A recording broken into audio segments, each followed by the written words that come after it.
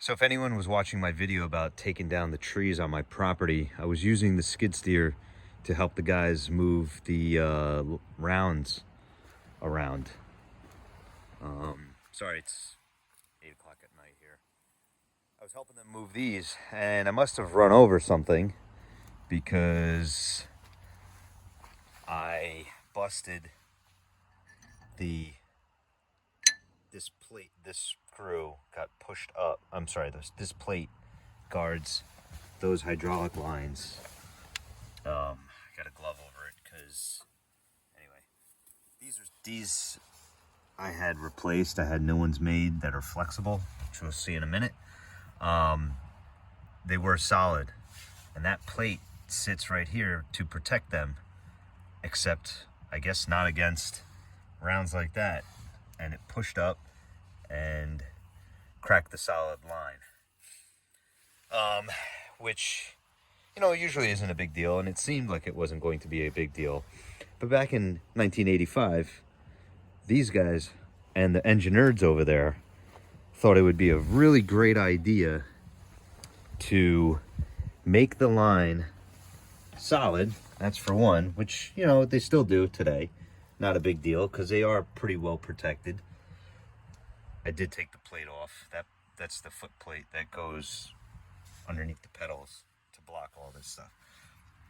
But if you see the new ones, new lines, those are the old ones, original.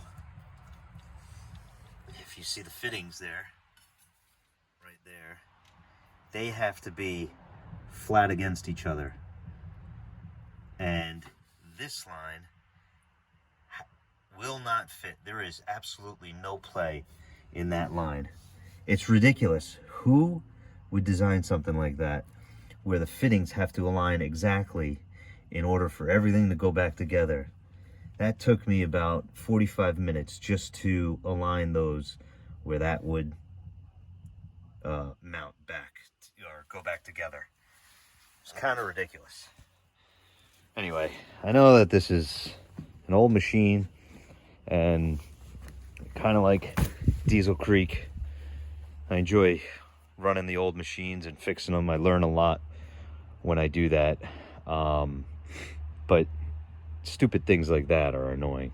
Back in the day, I guess they didn't really think that stuff was going to break, or that a machine would be playing in the dirt and rocks and concrete and whatever.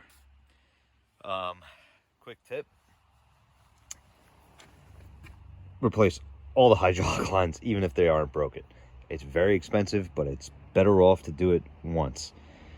When I was putting this all back together, when I was putting the new ones together, the line that goes from the one that's covered with the glove over and to here,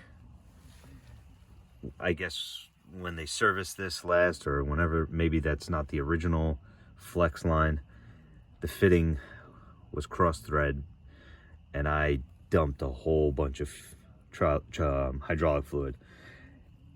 A lot of guys were saying that I shouldn't be using transmission fluid, but that's what the manual calls for. So I'm running transmission fluid, which really is hydraulic fluid. It just has more detergents in it. Not a big deal. Anyway, it was just a bear to get all this stuff apart. It may not have been apart for 20 years, 15, 20 years, sitting outside. So, you know, it's like opening up a can of worms. You know, you touch one thing, 4 other things will break. I do enjoy this machine. Turns on every single time I need it to. Knock on wood. So I'm going to do the filters, which are under there. They're actually very easy to get to. That seat pulls off, no problem. And they're right below the seat. So I'm going to do that. Trying to figure out where the belly pan drain plugs are, and I'm assuming it's that's the fill and that's the drain. I'm assuming because that's right where the hydraulic tanks are, which are under here. This thing also has an oil filter that doesn't have any labels to it. So that was cool. It was really nice of the previous owner to not put any effort into a good quality filter. He's got Wix and CarQuest for the hydraulic filters, which you can see here. They're back there. There's a CarQuest, and buried under there in the back is a Wix. I'll do a video on that. I mean, this is